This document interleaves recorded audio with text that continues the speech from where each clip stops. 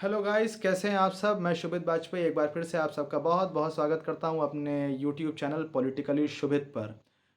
आशा करता हूं कि आप सब अच्छे होंगे, भले चंगे होंगे, स्वस्थ होंगे, मस्त होंगे।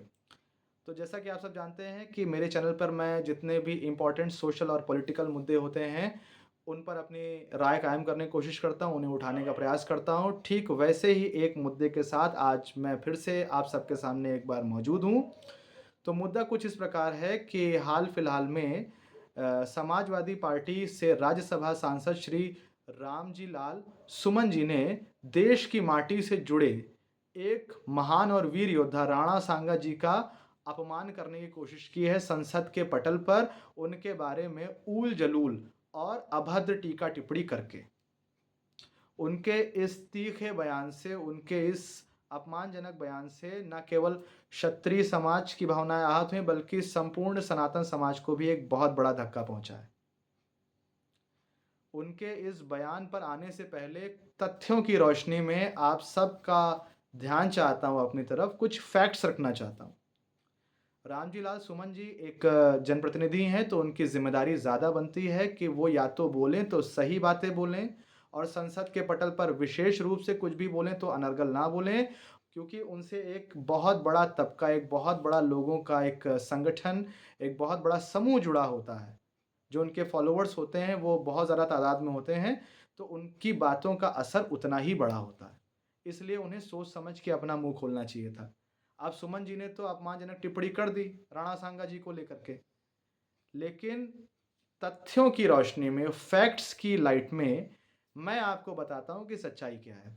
उन्होंने बाबरनामा को कोट करते हुए अपने बयान को पेश किया है संसद में।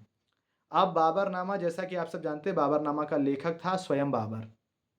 अब मैं जब भी अपनी किताब लिखूंगा तो मैं उसमें अपने आप को उच्च दिखाऊंगा और दूसरे व्यक्ति को निम्न दिखाऊंगा।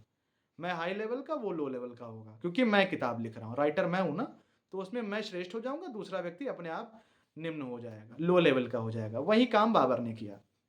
बाबर एक लुटेरा था जो कि देश में, हमारे देश में लूटपाट मचाने के उद्देश्य से और उत्पात मचाने के उद्देश्य से ही आया था, यहाँ के धन को लूटने के उद्देश्य से आया था।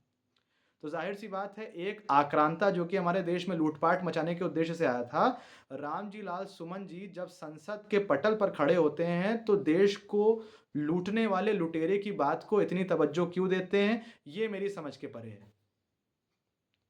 अब आता हूं बाबरनामा पर। बाबरनामा के जिस लेख को, बाबरनामा में जो लिखा हुआ है, बाबरनामा का जो एक उसमें जो एक वर्णन मिलता है, जिसका उल्लेख उसमें मौजूद है, जिसको कोट किया है संसद में रामजीलाल सुमन जी ने, उसमें ये बात बाबर ने लिखी है अपने बारे में, अपनी महानता दिखाते हुए, अपना महिमा मंडन करते हुए, कि इब्राहिम लोदी को परास्त करने के लिए, उसे हराने के लिए राणा सांगा जी ने बाबर को उज्बेकिस्तान फरगना से भारत बुलाया था। जबकि सच्चाई ये है कि राणा सांगा जी इतने महान, इतने वीर, इतने पराक्रमी योद्धा थे कि उन्होंने अपने संपूर्ण जीवन में 100 से भी ज्यादा युद्धों को जीता था। और रही बात इब्राहिम लोदी की, तो इब्राहिम लोदी को उन्होंने अपनी दम पर 2 बार ऑलरेडी हरा चुके थे। वो 2 बार ऑलरेडी वो इब्राहिम लोदी को हरा चुके थे, खतौली और ढोलपुर के युद्ध में। जिसके बाद धीरे-धीरे आगरा भी उनकी रीच में, उनके कंट्रोल में आने लग गया था।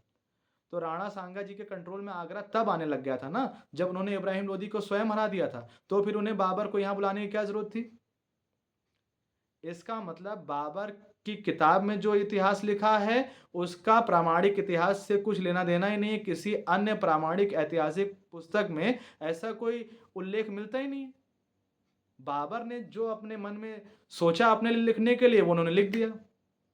क्योंकि वो जाहिर सी बात है, यहाँ का जो समाज था, यहाँ के जो देश के लोग थे, उनको बांटना चाहते थे, उनको दिखाना चाहते थे कि यहाँ के जो हीरोज हैं, जो यहाँ की जनता के हीरोज हैं, राणा सांगा जी जैसे, वो कमजोर हैं और उन्हें बाहरी व्यक्तियों की आक्रांताओं की आवश्यकता पड़ती है यहाँ के लोगों को हराने के लिए। यहाँ के समाज को तोड़ने का एक कुत्सित प्रयास किया गया है बाबरनामा में, बाबर के द्वारा, जिसको इतना ज्यादा इंपॉर्टेंस रामजी लाल सुमन जी जैसे लोग दे रहे हैं और देश की संसद में धड़ल्ले से इस बात को बोल रहे हैं, जिसका सच्चे इतिहास से वास्तविकता में कुछ लेना देना ही नहीं है। सच्चाई तो कुछ और है जो मैंने आपको बताई। ढोलपुर और खतौली के युद्ध में ऑलरेडी इब्राहिम लोदी को राणा सांगा जी ने हरा दिया था। फिर भला वो बाबर को क्यों बुलाते युद्ध में पार्टिसिपेट करने के लिए? वो अकेले काफी थे। तो सच्चाई कुछ और है और जो बाबरनामा में लिखा है वो कहीं और है ही नहीं। बाबरनामा के अलावा वो गप कहीं और मौजूद ही नहीं है। तो बाबर की बातों को इतना ज्यादा तूल देने की, बाबर की बातों को इतना ज्यादा वैल्यू देने की कोई आवश्यकता ही नहीं है जो सुमन जी ने दी। अब सुमन जी को मेरी राय में, मेरे ओपिनियन में, क्योंकि ये सारी बातें उन्होंने अनर्गल बोली हैं, देश की जनता से, क्षत्रिय समाज से, हमारे सनातन समाज से माफी मांगनी चाहिए खुलेआम। संसद के पटल पर अनर्गल बातें बोलने के लिए उन्हें माफी मांगनी चाहिए और तत्काल प्रभाव के साथ अपना इस्तीफा दे देना चाहिए। बाबर ने जो लिखा वो सारी बातें बोल करके उन्हें तो पता नहीं कि आगे इसका क्या प्रभाव होगा। उनकी बला से देश में, समाज में, लोगों में विघटन आए, लोग आपस में एक दूसरे से लड़ें, दंगे फसाद हों, उन्हें इन सब बातों से क्या मतलब? उन्हें अपनी राजनीति गरमानी थी, उन्हें एक अवसर मिला, उन्होंने मौका देखा और चौका मार दिया। तो सारी बात यही है कि जब उन्हें कोई बात बोलनी चाहिए थी एज अ पब्लिक रिप्रेजेंटेटिव, तो उन्हें वो बात बहुत ही सलीके के साथ बोलनी चाहिए, पहली बात, और सही बात बोलनी चाहिए थी। अनर्गल व्यर्थ बात नहीं बोलनी चाहिए थी। तो अब मैं ये फैसला छोड़ता हूँ आप लोगों पर जो ये वीडियो देख रहे हैं मेरा, जो मुझे सुन रहे हैं, कि आपको सच्चा इतिहास मानना है या जो कुछ भी बाबरनामा में लिखा जिसे सुमन जी ने बोल दिया वो मानना है। क्योंकि सच्चा इतिहास तो कुछ और ही है जो मैंने आपको बताया। सच का बाबरनामा के इतिहास से कुछ लेना देना ही नहीं है और उसे कोट करने वाले जो रामजी लाल सुमन जी हैं, उन्हें देश की जनता से इसके लिए माफ़ी मांगनी चाहिए। तो अब अपने इन्हीं वचनों के साथ मैं आप सभी से विदा लेता हूँ। जय हिंद, वंदे मातरम, भारत माता की जय।